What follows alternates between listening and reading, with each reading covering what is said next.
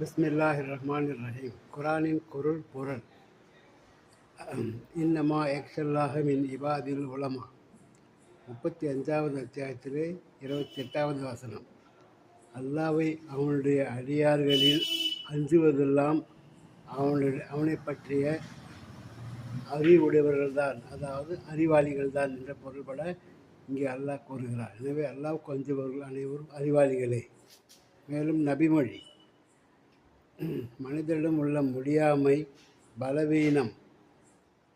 பலவீனங்களை உணர்ந்தால்தான் நன்றி உணர்வு ஏற்படுவது சாத்தியமாகும் என்று உமர் ரலியல்லாஹு அவர்கள் அறிவிக்கிறார். எனவே நாம் எல்லோரும் முடியாமல் உள்ளவர்கள், நாம் பலவீனமானவர்கள், எல்லாம் இறைவனால் தான் ஏற்படுகிறது.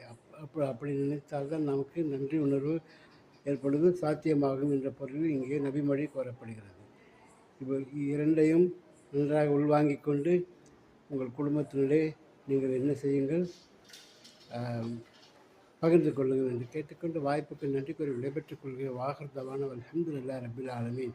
அஸ்ஸலாமு அலைக்கும் வரஹ்மத்துல்லாஹி தஆலா வபரகாத்துஹு.